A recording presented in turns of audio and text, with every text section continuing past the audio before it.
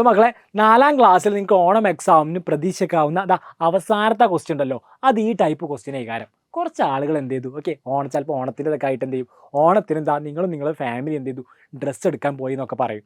Okay, dress എടുക്കാൻ പോയപ്പോൾ അവിടെ ഷർട്ടിൻ്റെ വില 900 രൂപ, അതുപോലെ തന്നെ പാൻറ്റിന് 1050 രൂപ, ലച്ചക്ക് 1550 രൂപ, അതുപോലെ ചുരിദാറിന് 1240 രൂപ, സാരിക്ക് 2100 രൂപ, ടീഷർട്ടിന് മക്കളെ 950 രൂപ.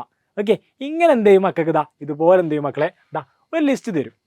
ഓക്കെ, എന്നാൽ അത് മാത്രമല്ല അവരെന്ത് പറയുക അറിയോ, നമ്മുടെ ഫാമിലിയിൽ നമ്മളെല്ലാവരും ഡ്രസ്സ് എടുക്കാൻ പോയി, നമ്മുടെ അച്ഛൻ്റെ കയ്യിൽ ഇത്ര രൂപ ഉണ്ടായിരുന്നു എന്ന് പറയും. ഓക്കെ, ഇവിടെ തന്നിട്ടുള്ളത് 7000 രൂപ. ഓക്കെ, എത്രയാടാ, 7000 രൂപയായിട്ടാണ് എന്ത് ചെയ്തത്, അവർ ഡ്രസ്സ് എടുക്കാൻ പോയിട്ടുള്ളത്. എന്നിട്ട് എന്ത് ചെയ്തു, ഡ്രസ്സിൻ്റെ വിലയും തന്നു.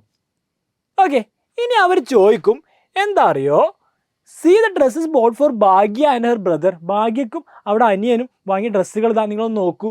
What is a total price? Okay, അതൊക്കെ വാങ്ങാൻ എന്ത് ചെയ്തു, എത്ര രൂപയായി എന്നാ ചോദിച്ചത്. നോക്ക്, ഷർട്ടിന് മക്കളെ 900 രൂപ, പാൻറ്റിന് മക്കളെ 1050 രൂപ, ലാച്ചക്ക് മക്കളെ 1550 രൂപ. അപ്പം നമുക്ക് എന്ത് ചെയ്യണം അല്ലേ, ആ എഴുതി കൂട്ടണം.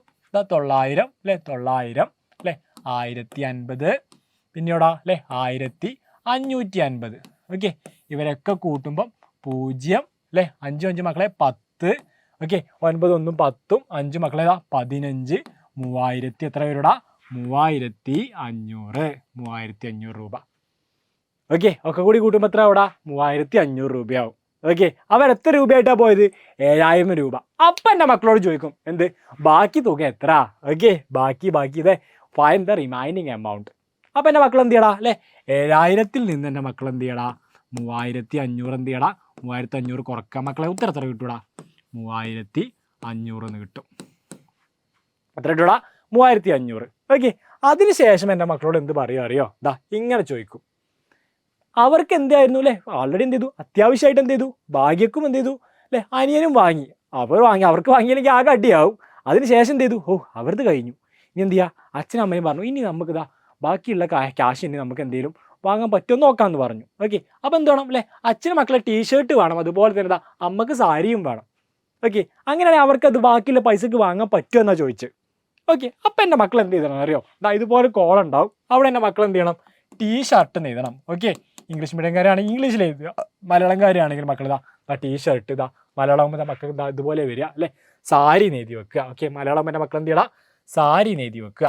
ഓക്കെ, എന്നിട്ട് എൻ്റെ മക്കൾ എന്ത് ചെയ്യണം അല്ലേ, നമുക്ക് ഇതിന് മുമ്പ് എന്തിരുന്നു അല്ലേ, അവരുടെ ചാർട്ട് മൊത്തം തന്നിരുന്നു. സാരിക്ക് മക്കളെ 2100 രൂപയാണ്, ടീഷർട്ടിന് മക്കളെ 950 രൂപയാണ്. ഓക്കെ, 2100 അല്ലേ, 950. അപ്പോൾ രണ്ടും കൂടി മക്കളെ എത്ര രൂപയാവും, 950 2100 എത്ര രൂപ അവിടെ, 0 അല്ലേ, 5 9 1 മക്കളേതാ 10 അല്ലേ, 3000 എത്ര അവിടെ, 3050 രൂപയാവും. ഇനി നമ്മളോട് ചോദിക്കും അവർക്കത് വാങ്ങാൻ പറ്റുമോ ഇല്ലേ, അത് സാർ അങ്ങനെ ചോദിക്കുന്നത്.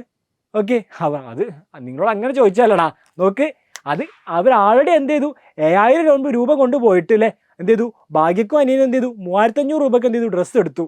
ബാക്കിയുള്ള പൈസക്ക് എൻ്റെ മക്കളോട് അവർക്ക് ഈ ടീഷർട്ടും സാരിയും വാങ്ങാൻ പറ്റുമെന്നാണ് ചോദിക്കുന്നത്. മക്കളെ പറ്റൂലടാ, കാര്യം എന്താ, അവർക്ക് അവിടെ കയ്യിൽ 3500 രൂപ ഉണ്ട്, നമുക്ക് വേണ്ടല്ലേ സാരിയും ടീഷർട്ടും വാങ്ങാൻ 3050 രൂപ മതി. അപ്പോൾ മക്കൾ എന്ത് ചെയ്യും അല്ലേ, സഫീഷ്യൻറ്റ് കേട്ടോ, സഫീഷ്യൻ്റ് എന്ന് പറഞ്ഞാൽ പറ്റുന്ന കേട്ടോ. എൻ്റെ മക്കൾ എന്ത് ചെയ്തേക്കണം, സഫീഷ്യൻ്റ് അഥവാ തികഴും എഴുതി വെക്കണം. റെഡി?